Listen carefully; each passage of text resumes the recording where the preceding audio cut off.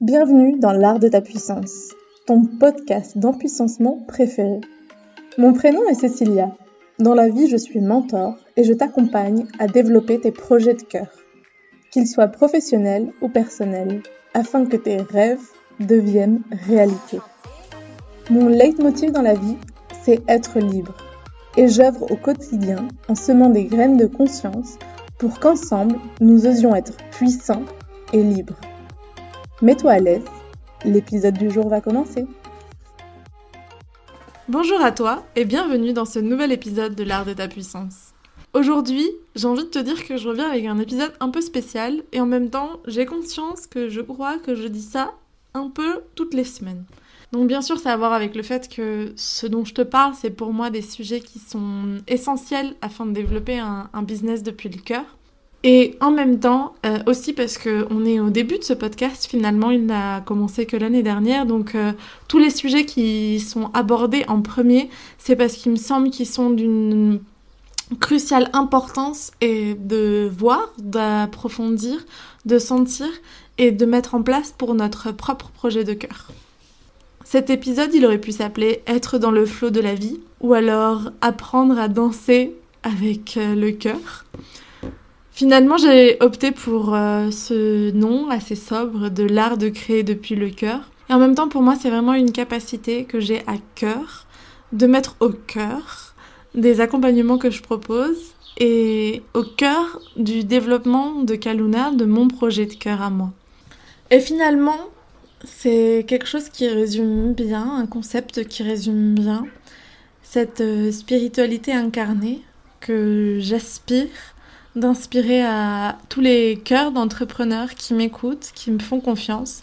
Une spiritualité incarnée, c'est une connexion avec l'ensemble des possibles de ce monde, depuis notre réalité dans la matière, dans la 3D, à l'intérieur de notre corps et dans notre vie, dans notre quotidien. Pour moi, ce concept, il se retrouve vraiment entre deux mondes. Celui que l'on connaît de notre société, de Madame Tout-le-Monde, de cette société de consommation, où l'avoir, ou ce que tu feras a plus d'importance que ce que tu es. Et le monde d'une spiritualité très très connectée, très ouvert à l'ensemble des possibles, et qui en même temps dans la matière, dans la réalité, vit souvent une réalité d'une précarité et d'une grande vulnérabilité. Et pour moi, le concept de rentrer dans le flot de la vie, de créer depuis son cœur ou d'incarner cette spiritualité, c'est justement un des grands défis qui est le nôtre en ce moment, et c'est réconcilier ces deux mondes-là. Parce que finalement, nous sommes faits de chair et d'os, mais nous sommes plus que notre corps et notre matière. Et je pense que le chemin de l'entrepreneuriat, dans l'entrepreneuriat conscient et connecté,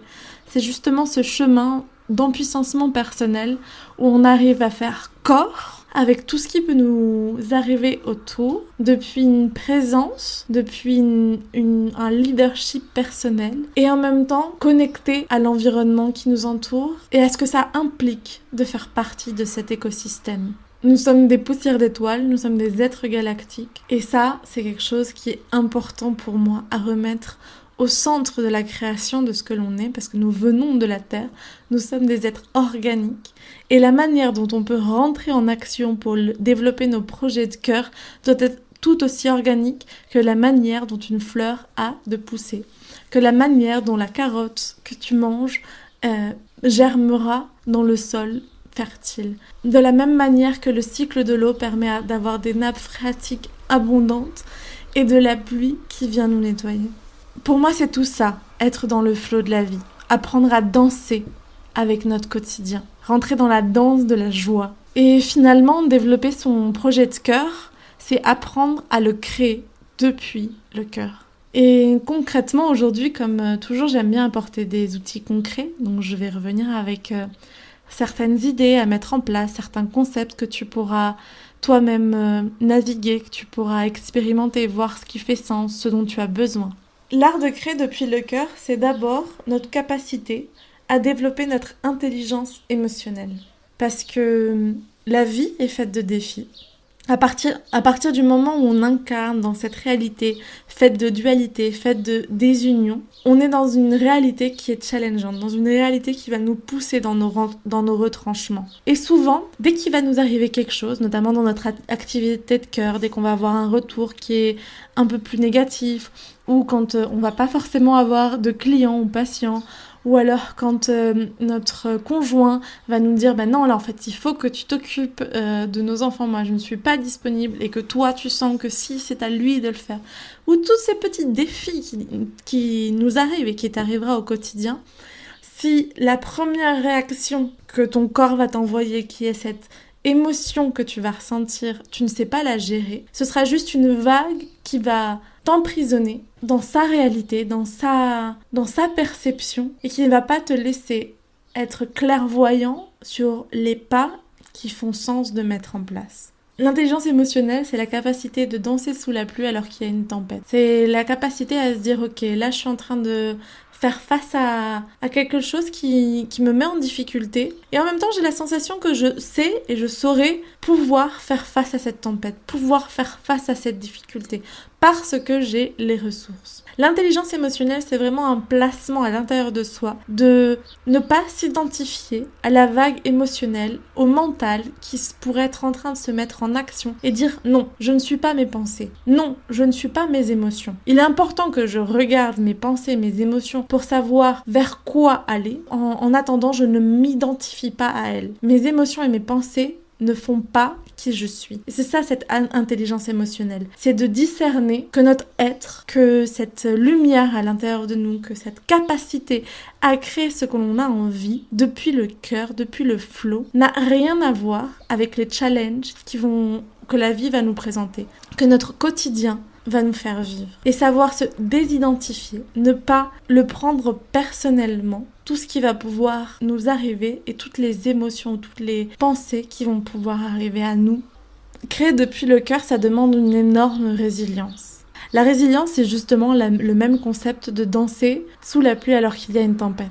C'est la capacité, par exemple, du roseau, quand il y a de forts vents, de plier mais pas casser. Donc c'est ta capacité, au milieu d'un désastre ou du chaos, d'être ancré pour dire non, ouais, je vais plier, je vais aller à droite, je vais aller à gauche, parce que la vie va me mettre en difficulté, mais mon ancrage, ma sécurité, elle est là, quoi qu'il arrive. Comment est-ce qu'on développe cette résilience concrètement ? Déjà avec un tissu de personnes qui nous soutient. Je pense que mon premier conseil pour apprendre à créer depuis le flow et depuis le cœur, c'est de s'entourer de personnes qui vibrent la même chose. Parce que si au quotidien, tu as des personnes qui mettent en doute ton projet de cœur, qui te disent « Ah, mais vraiment ?» ou alors qui jugent ce que tu veux faire n'a pas de sens, ou alors même qui sont encore hyper connectés à la Matrix et à cette société de consommation, comment est-ce que tu vas pouvoir, toi, être ancré et suffisamment confiant dans ce que tu es en train de proposer ? Et la résilience, c'est tisser ce tissu qui va te soutenir. Ce tissu, il est d'abord fait de personnes. De quelle personne as-tu envie de t'entourer ? Je vais pas abonder plus sur ce sujet-là. Il y a un épisode de podcast qui est dédié à ça. Je ne me rappelle plus le numéro. Par contre, je peux te dire qu'il s'appelle l'art de tes relations. Et c'est justement comment apprendre à tisser des relations depuis le cœur qui nous en puissance et qui nous permettent d'avancer dans notre projet de cœur. Ensuite, c'est l'important de développer des ressources internes, ces émotions qui vont nous permettre de nous sentir « Ok, non, je suis là ». Ça peut être la confiance, la gratitude, la joie, l'amour, l'ancrage. Et si quand tu m'entends parler, tu te dis « Ah, la joie, ça sert quelque chose dans mon cœur parce que tu sens bien que tu n'es pas totalement en joie dans ton quotidien. » Et l'important, c'est pas d'avoir tout déjà dans l'ici et maintenant. C'est juste de se dire, ok, ma réalité ici et maintenant, c'est ça. Peut-être que je ne suis pas assez dans la joie, pas assez dans la confiance.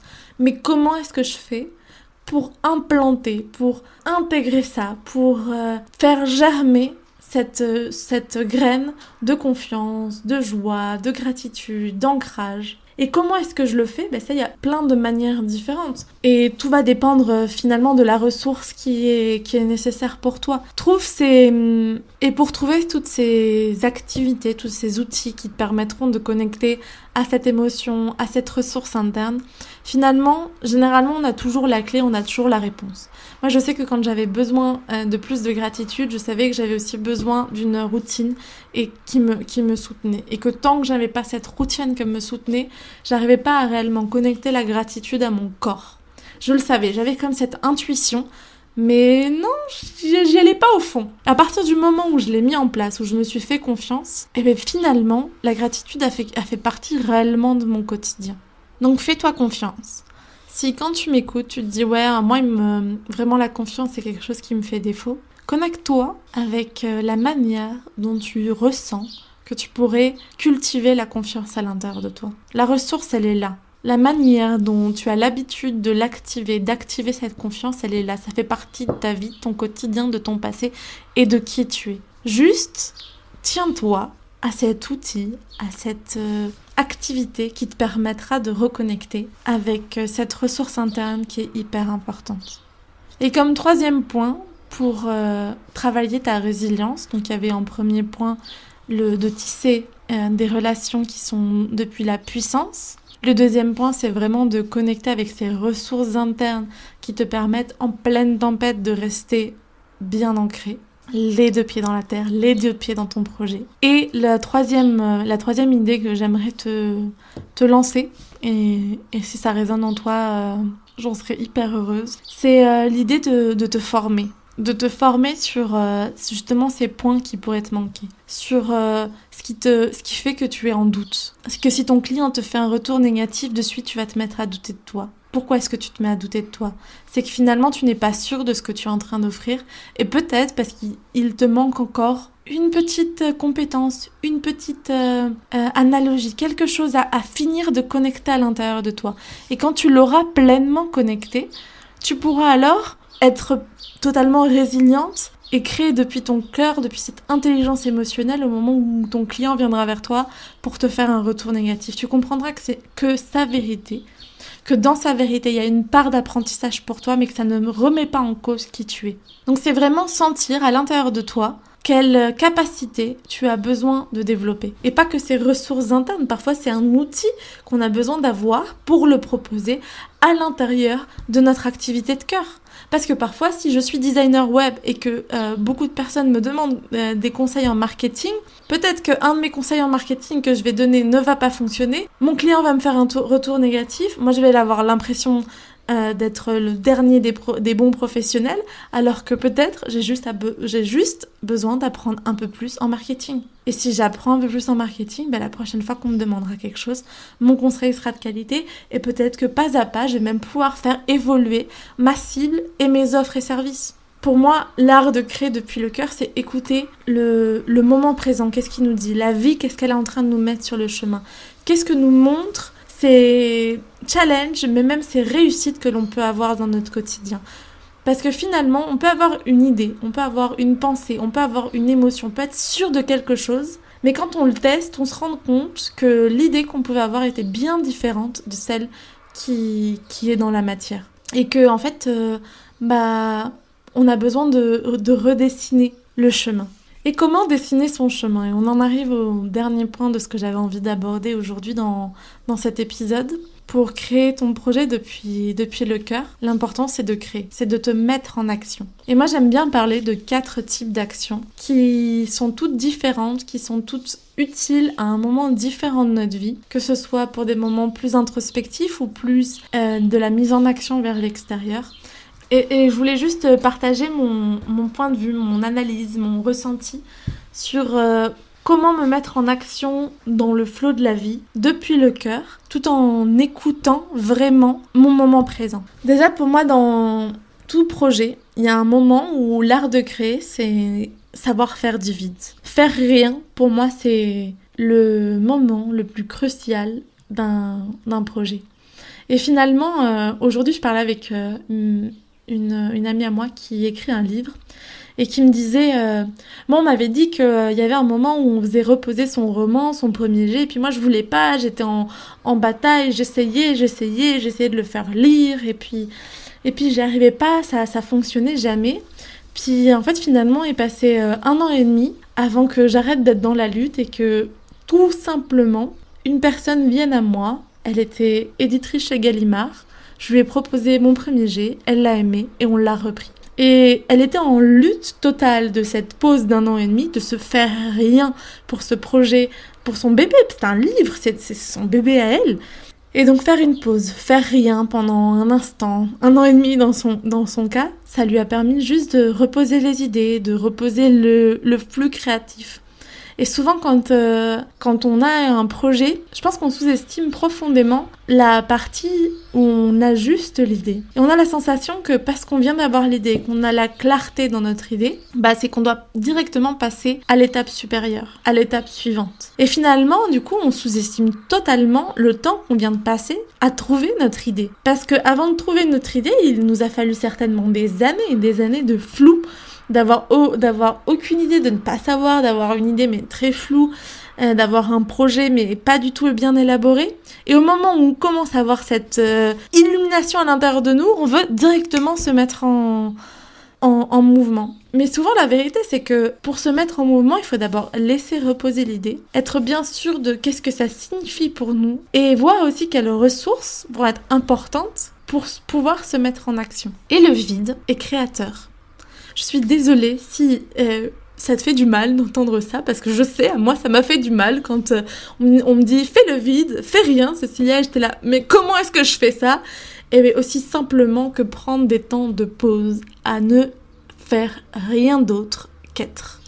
Qu'être dans le présent, dans la respiration, dans la contemplation. Et de laisser de l'espace à ce que de nouvelles idées ou une sécurité émergent sur le chemin à prendre.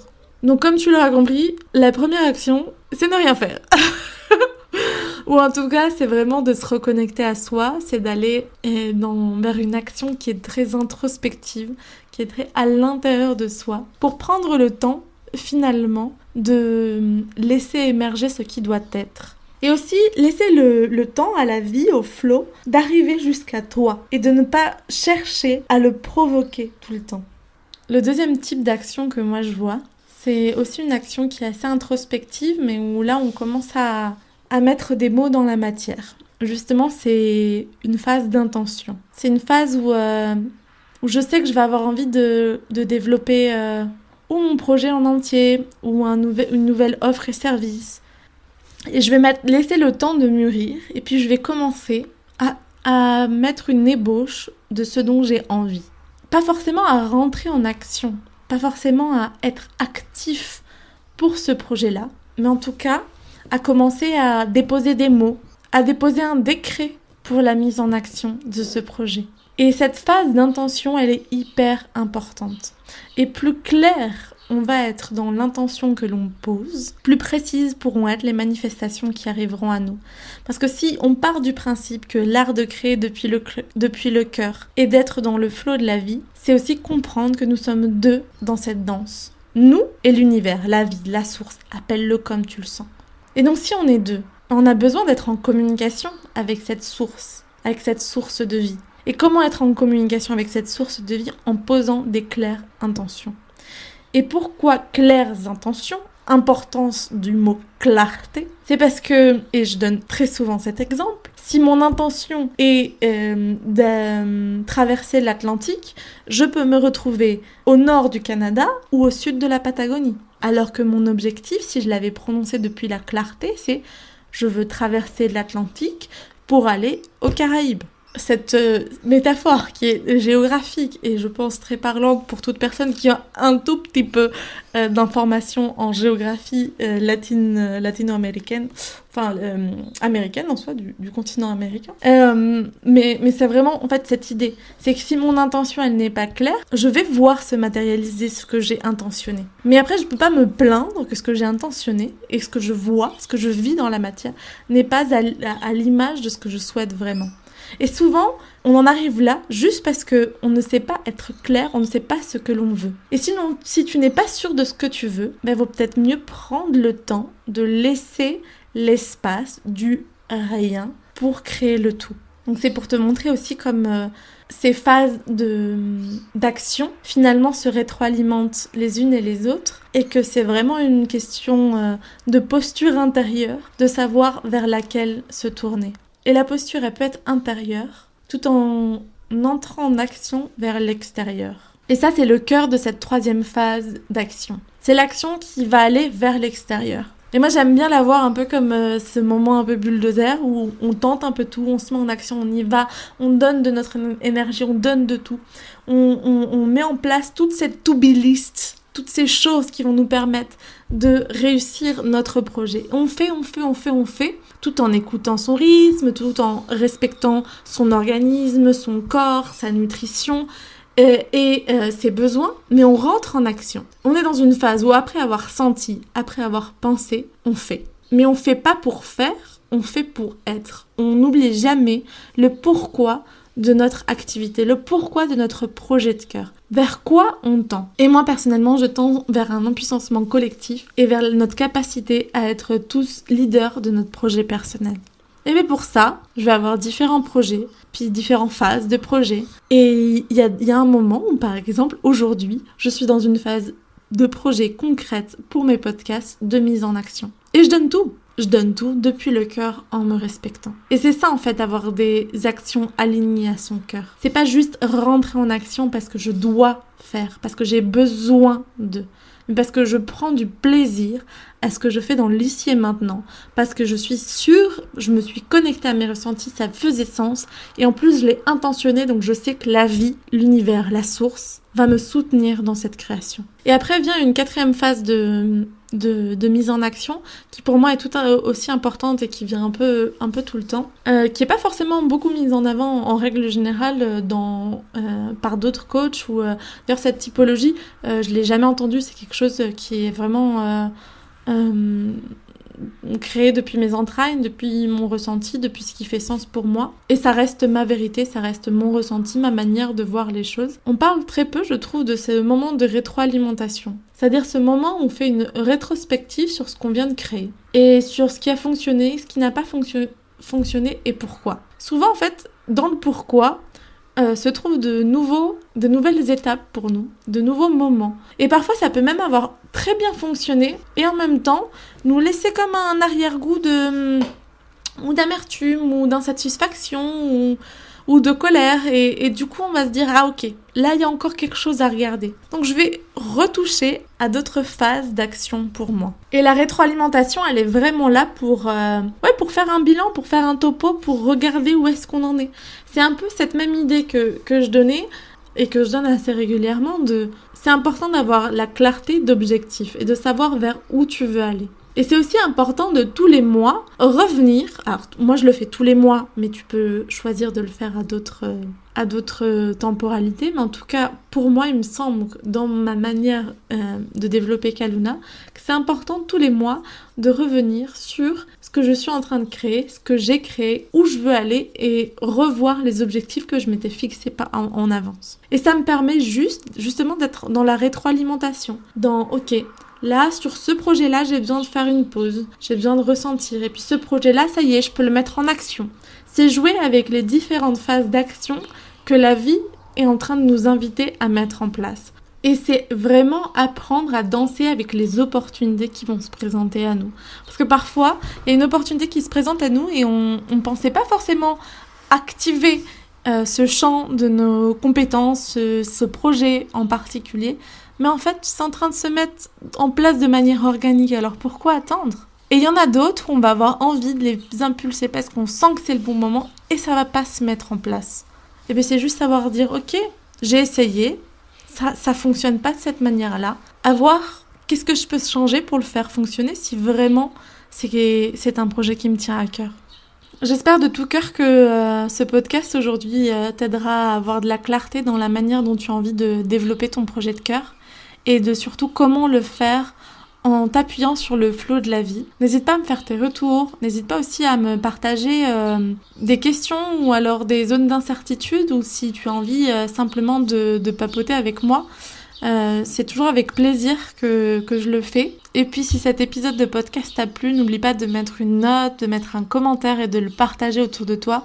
C'est ce qui permet à cette petite capsule d'empuissancement collectif d'arriver au maximum de cœur. En fait, c'est grâce à vous que Kaluna peut grandir Et je vous en remercie énormément déjà de l'amour que je reçois au quotidien. Je te souhaite une très jolie journée, une très jolie semaine et à très vite. Si tu as apprécié ce que tu viens d'écouter et que tu en souhaites plus, je t'invite à te connecter à notre site internet kalunabysessi.com et à télécharger notre e-book gratuit 14 trucs et astuces de l'empuissancement afin de continuer sur ton chemin de conscience. Tu peux aussi nous faire tes retours, commentaires et suggestions sur l'Instagram @kalunabysessi. À très vite pour un nouvel épisode.